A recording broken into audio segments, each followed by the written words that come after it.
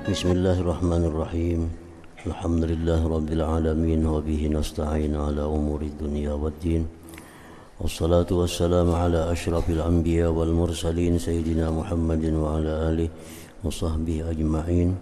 Qala al-musannif al-imam Abu Hamid al-Ghazali rahimahullah, nafa'ana bi'ulumihi thumma tafakkar bi'izami hayaik idza zakkaraka dhunubaka shifaha إذ يقول يا عبدي أما استحييت مني فبارزتني بالقبيح واستحييت من خلقي فأظهرت لهم الجميل أكنت أهون عليك من سائر عبادي استخففت بنظري إليك فلم تكترث واستعظمت نظر غيري ألم أنعم عليك فماذا غرك بي أظننت أني لا أراك وأنك لا تلقاني قال رسول الله صلى الله عليه وسلم ما منكم من أحد إلا ويسأله الله رب العالمين ليس بينه وبينه حجاب ولا ترجمان وقال رسول الله صلى الله عليه وسلم لا يكفن أحدكم بين يدي الله عز وجل ليس بينه وبينه حجاب فيقول له ألم أنعم عليك ألم أوتك مالا فيقول بلى فيقول ألم أرسل إليك رسولا فيقول بلى ثم ينظر عن يمينه فلا يرى إلا النار ثم ينظر عن شماله فلا يرى إلا النار فليتقي أحدكم النار ولا بشق تمرة فإن لم يجد فبكلمة طيبة وقال ابن مسعود ما منكم من أحد إلا سيخلو الله عز وجل به كما يخلو أحدكم بالقمر ليلة البدر ثم يقول يا ابن آدم ما غرك بي يا ابن آدم ما عملت فيما علمت يا ابن آدم ماذا أجبت المرسلين يا ابن آدم ألم أكن رقيبا على عينك وأنت تنظر بها إلى ما لا يحل لك ألم أكن رقيبا على أذنيك وهكذا حتى عدى سائر أعضائه إلى آخره. Makna perkataan Imam Al-Ghazali rahimahullah, nafa'ana bi'ulumi.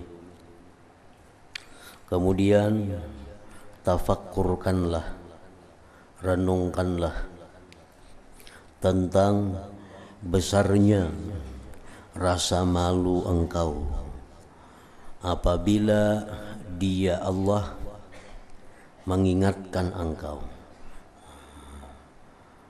apabila Dia Allah menyebutkan kepadamu, artinya mengingatkan kepadamu akan dosa-dosamu secara langsung. Nah, di saat itu kita akan sangat malu dan takut kepada Allah Subhanahu wa ta'ala, karena Allah menyebutkan di hadapan kita tentang dosa-dosa yang telah kita perbuat selama hidup itu. Nah, tentunya ini dosa-dosa yang kita kada tobat daripadanya. Kalau dosa-dosa yang kita tobat itu sudah jelas dihapus oleh Allah, diganti dengan kebaikan. Tetapi ini dosa-dosa yang kita kada sempat tobat. Nah, Allah akan menyebutkan dosa-dosa itu kepada kita secara langsung, sesuai dengan harinya, tanggalnya, tempatnya di mana kita melakukan dosa itu. Nah, pada ketika itu kita sangatlah malu, takut di hadapan Allah Subhanahu wa ta'ala. Ketika Dia Allah berfirman, wahai hambaku, apakah kamu tidak merasa malu denganku?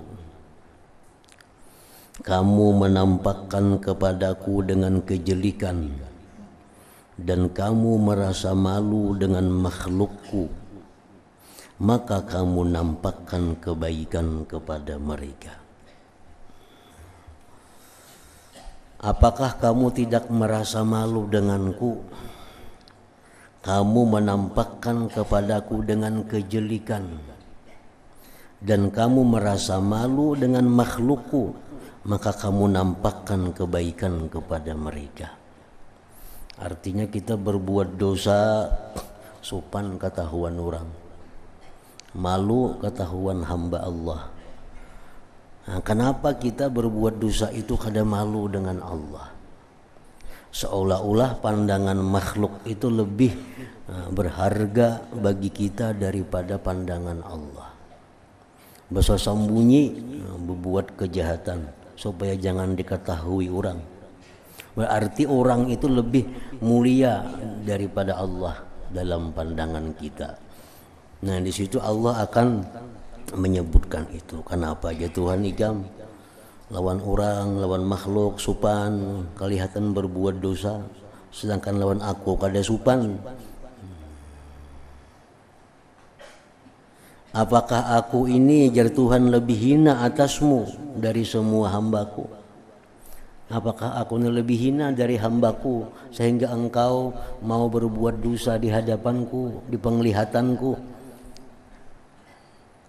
Kamu memandang remeh dengan pandanganku kepadamu, lalu kamu tidak peduli, dan kamu memandang besar kepada pandangan selainku.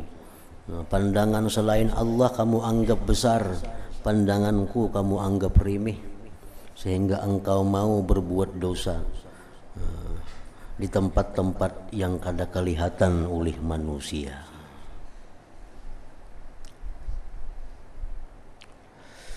Tidakkah aku memberi kenikmatan kepadamu? Tidakkah aku memberi kenikmatan kepadamu? Nah, artinya maka aku ya Tuhan yang memberikan nikmat itu. Itu maksudnya. Maka aku yang memberikan nikmat, kenapa ikam lawan aku kada malu berbuat dosa, lawan nang kada memberi nikmat itu ikam malu. Nah, lawan manusia malu ketahuannya kita berbuat dosa.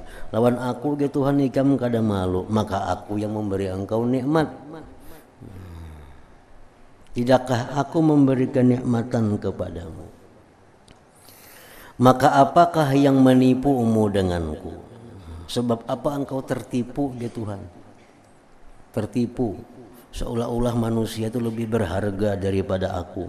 Manusia itu lebih besar daripada aku, sehingga kau takut kehilangan dia, takut kehilangan nama di sisi manusia. Apakah kamu tidak menduga bahwa aku tidak melihatmu? Apakah engkau tidak menduga bahwa aku tidak melihatmu dan bahwa kamu tidak menjumpaiku? Jar Tuhan itu mengira kada bakal kulihatkah berbuat dosa itu. Ikam mengira aku kada tahukah ikam berbuat dosa itu. Engkau mengira engkau tidak akan berjumpa denganku. Rasulullah sallallahu alaihi wasallam bersabda, "Ma minkum min ahad illa wa yas'aluhu Allah Rabbul alamin, laisa bainahu wa bainahu hijab wala tarjuman." Artinya tidaklah seorang dari kamu melainkan ia akan ditanya oleh Tuhan semesta alam, dan di antaranya dan Allah itu tidak ada dinding dan penterjemahnya. Orang bahasa kita, Allah bahasa kita menanya, kada perlu ada juru terjemah. Orang Arab Tuhan bahasa Arab menanyanya, orang Jawa Tuhan bahasa Jawa menanyanya. Kada ada penterjemah. Allah bisa segala bahasa apapun. Dan Rasulullah sallallahu alaihi wasallam bersabda, la yakifanna ahadukum baina yadayillah azza wa jal, laisa bainahu wa bainahu hijab, fayaqul alam un'im alaika, alam utika mala, fayaqulu bala, fayaqul alam ursil ilaika rasula, fayaqulu bala, thumma yanzuru an yaminih fala yara illa an-nar, thumma yanzuru an shimalihi fala yara illa an-nar, falyattaqi ahadukumun nar walau bisyikki tamrah, fa illam yajid fa bi kalimatin thayyibah. Artinya, sungguh seseorang dari kamu akan berdiri di hadapan Allah Azza wa Jalla yang tidak ada dinding di antaranya dan Allah. Lalu dia Allah berfirman, apakah tidak aku berikan kenikmatan kepadamu? Apakah tidak aku berikan harta kepadamu? Orang itu menjawab, iya. Iya itu artinya engkau berikan kenikmatan kepadaku, engkau berikan harta kepadaku.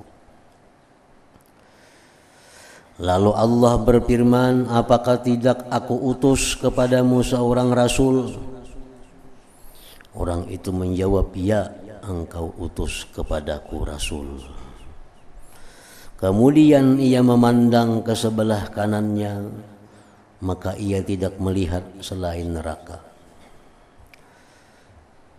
Kemudian ia memandang ke sebelah kirinya, maka ia tidak melihat selain neraka.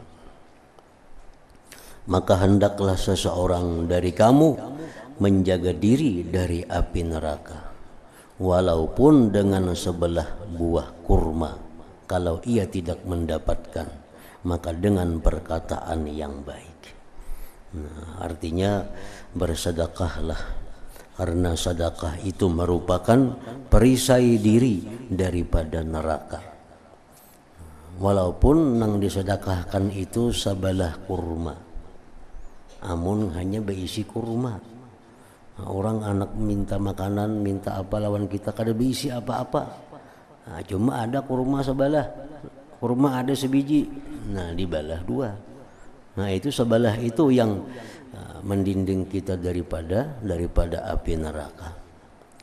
Jadi pengertian hadis ini, walaupun dengan sebelah kurma, nah, kita berisi kurma sebagiannya. Mungkin kita berisi kurma sekilo, orang minta diberi sebalah, nah tuh kada mau nangka itu. Ini kita berisi kurma sebagiannya. Orang ada minta, nah bagi dua ayat sebalah seorang. Nah itu sebalah itu pendinding daripada neraka. Amun kadada jua kurma nang diberiakan kadada jua, maka dengan perkataan yang baik. Jawablah orang yang minta tadi dengan perkataan yang baik, yang tidak menyinggung hatinya orang yang meminta tadi.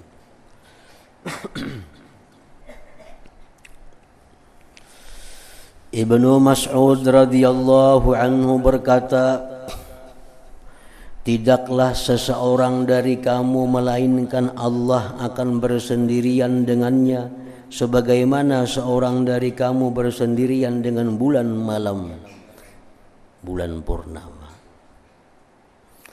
Nah, maksudnya ini hadis bahwa di akhirat kita di hadapan Allah itu nampak jelas, sebagaimana nampak jelasnya kita melihat bulan purnama.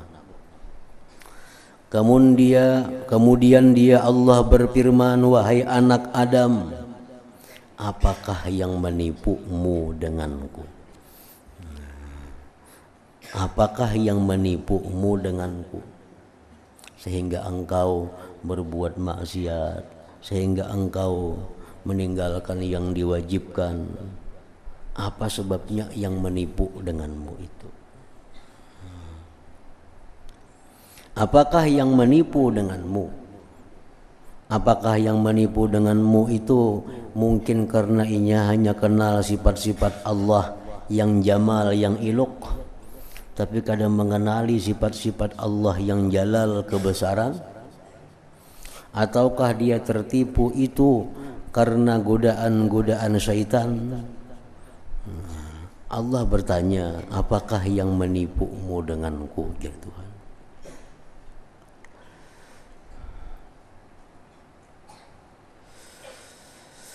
Kadang-kadang orang bisa tertipu oleh orang lain. Kita mendatangi ke sana, kita mau nak berhutang ke sana. Nah, si Dinto orangnya pemurah, si Dinto orangnya nyaman. Itu aja dipadahakannya. Kan dipadahakannya bahwa orangnya itu juga keras, orangnya itu adil, orangnya maha perhitungan. Nah, kada dipadahakannya. Nah, jadi ini orang tertipu dengan hanya mengetahui tentang Allah yang ilok-iloknya. Macam datangi aja si raja itu. Macam datangi raja. Raja itu orangnya baikan, pemurah, pengampun, penyayang, pelindung. Lalu ia datang kepada raja dengan tanpa adab, dengan tanpa aturan, karena menganggap dia ada habar raja itu orangnya baik, pemurah, pengampun. Datang kepada raja dengan keadaan yang tidak beradab. Nah, tertipu hanya dengan sebelah sifat Allah yang diketahuinya. Mestinya dipadahkan juga Allah itu bujur aja tadi, cuma Allah tuh maha menghitung, Allah tuh maha adil, Allah itu maha menyiksa, Allah maha memudaratkan. Nah, jadi kebanyakan kita tertipu dengan itu. Apakah yang menipumu denganku, ujar Tuhan, sehingga engkau berbuat maksiat, sehingga engkau meninggalkan yang wajib, sehingga engkau membuang-buang umur? Apa yang menipumu denganku? Wahai anak Adam, apakah yang kamu perbuat pada apa yang kamu ketahui? Engkau mengetahui ini hukumnya halal, ini hukumnya haram, ini hukumnya segala macam. Apa yang kamu perbuat dengan ilmu pengetahuanmu itu? Apakah yang kamu perbuat pada apa yang diketahui, yang kamu ketahui? Engkau tahu yang ini hukumnya haram, kenapa maka dilanggar? Engkau tahu ini hukumnya kada boleh, kenapa? Wahai anak Adam, apa yang kamu jawabkan kepada para rasul? Itu rasul sudah diutus, ujar rasul, jangan melakukan ini, jangan melakukan itu, beriman kepada Allah, jangan menyekutukan Allah. Apa jawaban engkau kepada para rasul? Wahai anak Adam, tidakkah aku itu mengintai kepada matamu, dan kamu memandang dengan mata itu kepada yang tidak halal bagimu? Ya Tuhan, tahukah engkau bahwa aku tuh mengintai matamu? Nah, aku mengintai matamu. Engkau tahu aku mengintai matamu, kenapa engkau memandang kepada yang tidak halal bagimu? Tidakkah aku pengintai atas dua telingamu? Dan begitu seterusnya, sehingga dia menghitung anggota-anggota badan lainnya. Artinya kalau Allah sudah sedemikian rupa dengan hambanya, dihitung satu persatu, maka jelas sudah orang ini akan binasa, orang ini akan masuk ke dalam api neraka. Kalau Allah macam ini caranya menghadapi hambanya.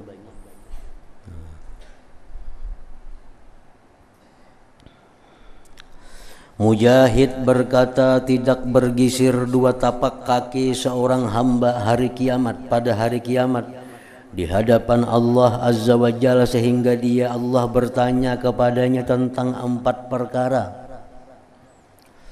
Tentang umurnya, Tuhan menakuni, berapa umur ikamnya Tuhan? Tentang umurnya ditakuni hamba, berapa umur ikam? Sekian dijawab. Pada apa ia habiskan? Itu umur 60 tahun tuh kemana aja ikam habiskan umur itu? Nah, berapa ikam gunakan untuk beribadah? Berapa ikam gunakan untuk perbuatan yang sia-sia? Berapa umur yang kamu gunakan untuk melakukan yang haram? Nah, pada apa ia habiskan umur itu? Dan manusia akan menjawab sesuai dengan pekerjaan di dalam dunianya.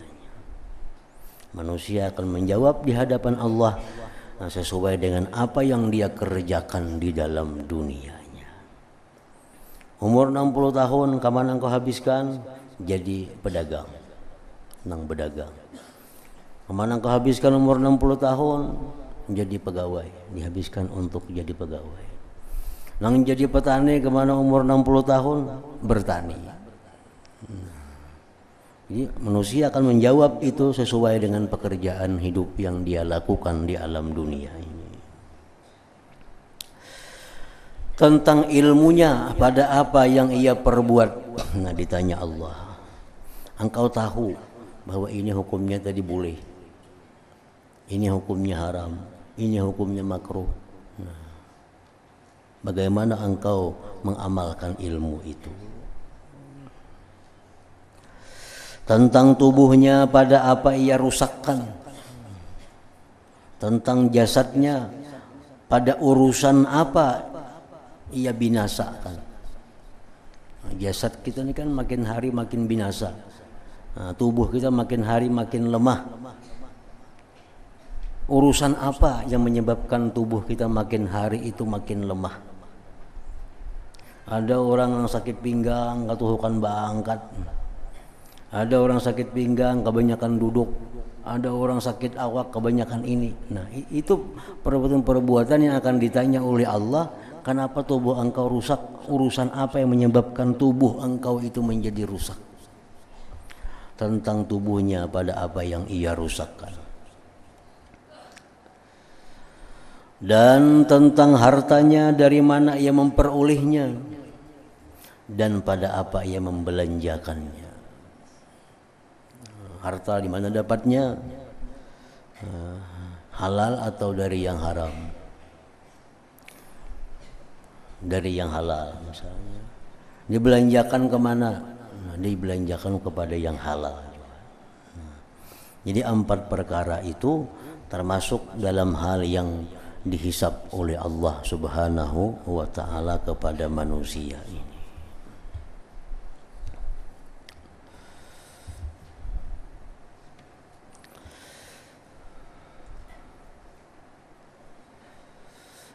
Nah, sesuai dengan hadis Rasulullah yang mengatakan bahwa ad-dunya mal'unah mal'unun ma fiha, dunia ini dijauhkan dari rahmat Allah, dunia ini dilaknat, dan dilaknat juga seluruh isi dunia ini, baik yang hidup atau benda-benda mati macam pohon semuaan dilaknat, mal'unun ma fiha. Illa, kecuali yang tidak dilaknat oleh Allah yang dalam dunia ini adalah zikrullah. Nah, zikir kepada Allah. Zikir kepada Allah. Satu, artinya orang yang beribadah. Nah, orang yang hidupnya ini beribadah. Orang yang beribadah, orang yang abid, orang yang ahli ibadah. Nah, itu kada termasuk yang dilaknat. Nah, si abid ini kita ditakuni oleh Tuhan, kemana umur menghabiskan? Ya, beribadah kepada engkau. Tubuh kamu kenapa hancur? Iya, beribadah kepada engkau. Nah, ini selamat. Yang kedua, yang tidak dilaknat oleh Allah apalagi? Au aliman, orang alim. Nah, orang yang alim. Orang alim ini keluar daripada golongan yang dilaknat. Artinya satu, orang ahli ibadah, dua, orang yang berilmu. Di akhirat dia akan menjawab pertanyaan Allah, berapa umur? Sekian. Kemana engkau habiskan? Mengajarkan ilmu. Mengajarkan ilmu. Aliman. Yang ketiga, apalagi au muta'alliman. Orang yang belajar. Nah, orang yang belajar ilmu agama itu orang yang di luar daripada laknat Allah. Orang ahli ibadah pertama, orang alim yang kedua, orang penuntut ilmu agama yang ketiga. Nah, yang keempat, yang memberikan fasilitas kepadanya. Kepada orang ahli ibadah, kepada orang yang alim, kepada orang yang belajar. Inya kada ahli ibadah, inya kada mengajar, inya kada belajar, tapi memberikan fasilitas kepada mereka. Nah, hanya 4 itulah yang isi dunia ini kada dilaknat oleh Allah. Selain pada itu dilaknat. Mal'unatun mal'unun ma fiha. Nah, ini hadis Nabi bahwa dunia itu dilaknat, dijauhkan dari rahmat Allah.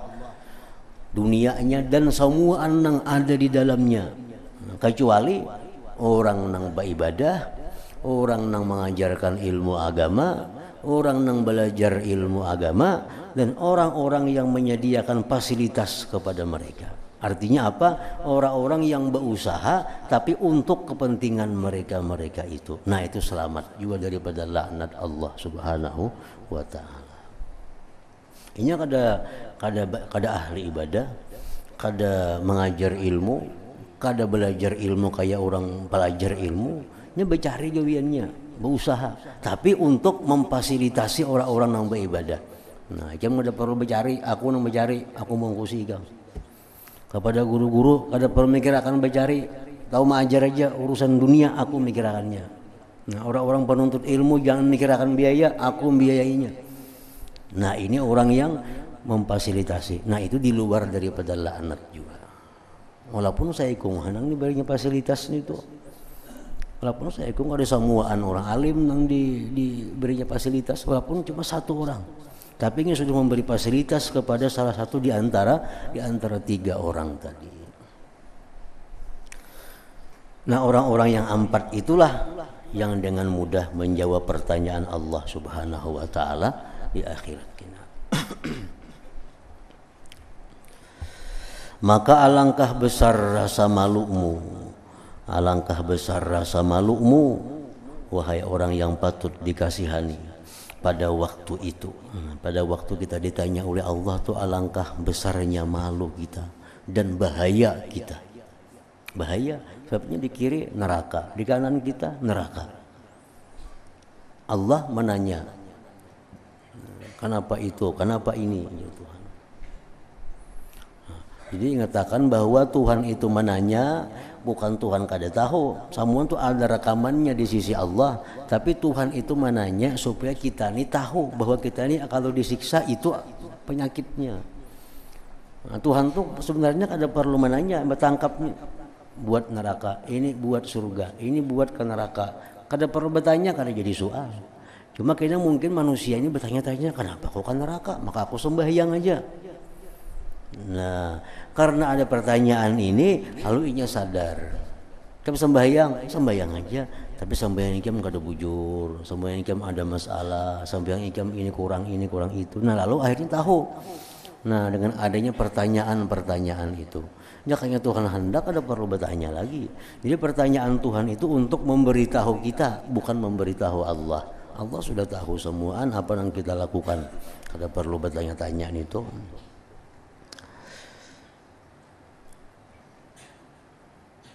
Maka alangkah besar rasa malumu, wahai orang yang patut dikasihani pada waktu itu, dan bahayamu. Sesungguhnya kamu itu berada di antara bahwa dikatakan kepadamu, aku menutupinya atasmu di dunia dan aku mengampuninya bagimu hari ini. Maka ketika itu besarlah kegembiraanmu dan kesenanganmu, dan orang-orang yang terdahulu dan orang-orang yang kemudian menginginkan sepertimu. Jadi kita antara dua pada waktu ditanya itu. Satu golongan yang ditanya oleh Allah seperti tadi, kami dosa itu kan? Ya. Ikan pada hari anu berbuat dosa ini kalau inggih. Ikan pada hari anu berbuat dosa ini kalau iya. Semua dibuka oleh Tuhan dan diakui oleh kita. Nah, gitu Tuhan, sekarang aku tutupi dahulu dalam dunia, sekarang aku ampuni. Nah, maka dengan itulah kita mendapat kegembiraan yang besar dari Allah Subhanahu wa taala, yang mana orang-orang dahulu ingin agar seperti yang demikian itu. Dan ada kalanya juga dikatakan kepada para malaikat, tangkaplah hamba yang jahat ini, lalu belenggulah ia, kemudian ke neraka masukkanlah ia. Atau ini sebutingnya, kami Tuhan berbuat dosa kalau hari anu, kami berbuat dosa kalau hari itu jam anu di anu, iya. Kami berbuat ini kalau, ya. Malaikat tangkap bawa ke neraka. Nah, antara dua nih, imma kita nang tadi ya dapat kegembiraan yang kada ada habisnya.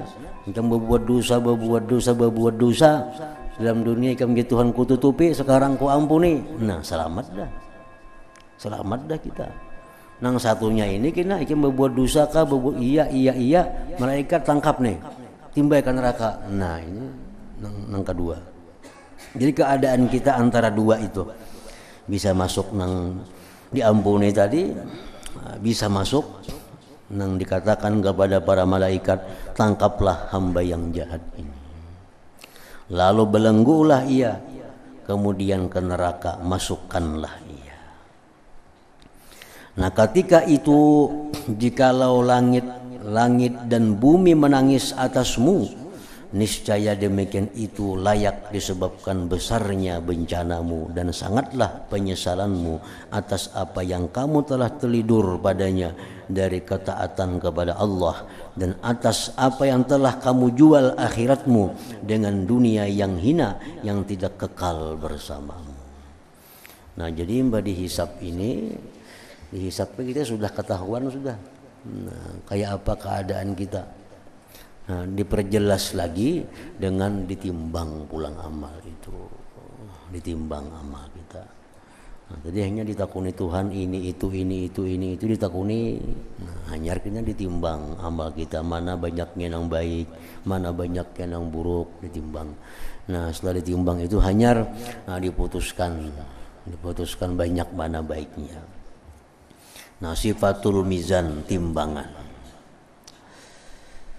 Kemudian janganlah kamu lalai dari memikirkan tentang timbangan dan berterbangannya catatan-catatan amal kepada tangan kanan dan tangan kiri. Bila ditimbang, diserahkan catatan, bila diserahkan dengan tangan kiri kita menyambutnya, nah bakal sakit. Bila kita menyambutnya dengan tangan kanan, nah itu bakal nyaman. Maka sesungguhnya manusia setelah pertanyaan itu ada 3 golongan. Pertama, tidak ada bagi mereka suatu kebaikan. Maka keluar dari neraka leher yang hitam, lalu memungut mereka seperti burung memungut biji, melipat atas mereka dan melimparkan mereka ke neraka. Lalu mereka ditelan neraka dan diserukan kepada mereka kesengsaraan, tidak ada kebahagiaan sesudahnya. Ada nangka ini orang nangka ada kebaikannya, dihisap sudah, ditimbang, kada ada kebaikannya. Orang ini kada sampat melalui siratal mustaqim, langsung datang macam kayak burung mematok buah biji-bijian. Nah mempatok timbai ke neraka. Orang-orang yang kada punya kebaikan di dalam dunia ini. Kedua, golongan manusia yang kedua, tidak ada kejahatan bagi mereka. Orang yang tidak ada kejahatan. Maka menyeru hendaklah berdiri orang-orang yang ahli memuji kepada Allah pada setiap keadaan. Maka mereka berdiri dan pergi ke surga. Kemudian diperbuatkan demikian itu dengan orang-orang yang bangun mengerjakan salat malam. Kemudian dengan orang-orang yang tidak disibukkan oleh perdagangan dunia dan jual belinya daripada zikir kepada Allah Ta'ala. Dan diserukan kepada mereka kebahagiaan, tidak ada kesengsaraan sesudahnya. Nah, golongan yang kedua ini orang yang kada punya kejahatan. Kejahatannya habis dalam dunia, ditelan kebaikannya. Kejahatannya ada juga cuma habis kejahatannya dimakan oleh kebaikan, karena kebaikan itu menghapuskan kejahatan. Siapa-siapa orang ini, orang yang selalu memuji kepada Allah dalam keadaan apa jua pun, orang yang bangun tengah malam tahajud kepada Allah, orang yang tidak disibukkan amalannya oleh karena urusan dunia. Ini urusan dunia ya dunia, cuma kadang membuat dia lalai daripada berzikir kepada Allah. Berdagang juga, cuma kayak apapun dagangan kadang membuat dia lalai untuk menjalankan wirid-wiridnya, amaliyah-amaliyah kepada Allah. Nah orang ini pun diseru kepada mereka kebahagiaan, tidak ada kesengsaraan sesudahnya. Ketiga, dan mereka yang paling banyak.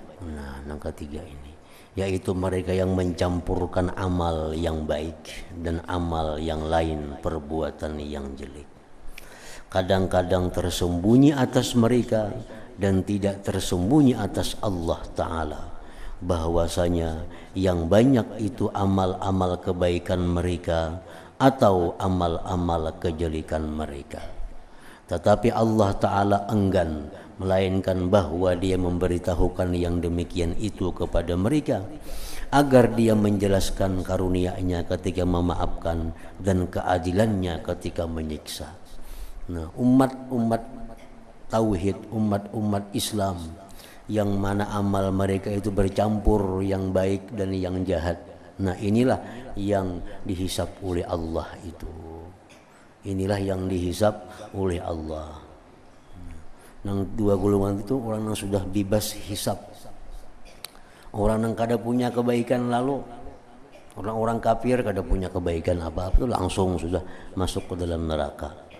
Orang-orang yang kada punya kejahatan langsung dimasukkan ke surga tanpa dihisap oleh Allah. Nah, golongan yang ketiga ini yang bercampur, ada baik ada jahat. Itu dihisap oleh Allah Subhanahu wa Ta'ala. Untuk apa Allah menghisap itu? Agar tahu kemaafan Allah bagi orang-orang yang dimaafkan oleh Allah, dan tahu keadilan Allah bagi orang-orang yang disiksa oleh Allah Subhanahu wa Ta'ala. Nah, yang kesitu adalah maka berterbangan lembaran-lembaran dan catatan-catatan amal dengan berlipat atas amal-amal kebaikan dan amal-amal kejelekan. Nah, selanjutnya kita sambung insyaallah sesudah Idul Fitri insyaallah taala.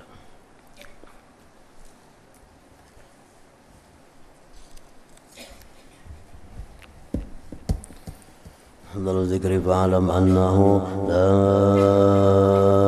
ilaha illallah Muhammadur Rasulullah, la ilaha illallah Muhammadur Rasulullah, la ilaha illallah Muhammadur Rasulullah, la ilaha illallah, la ilaha illallah, la ilaha illallah, la ilaha illallah, la ilaha illallah.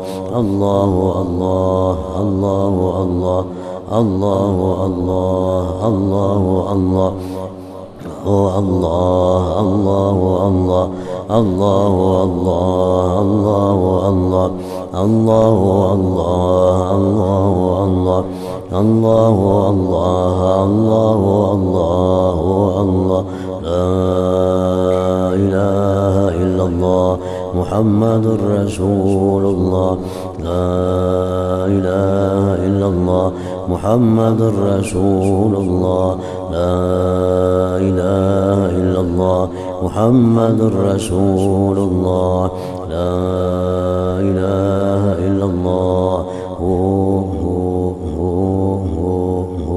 Al-Fatihah.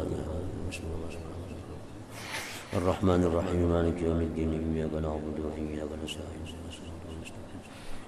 Shiratal ladzina an'amta 'alaihim ghairil maghdubi 'alaihim waladdallin. فيا أيها الراجون منه شفاعة صلوا عليه سلموا تسليما. اللهم صل وسلم وبارك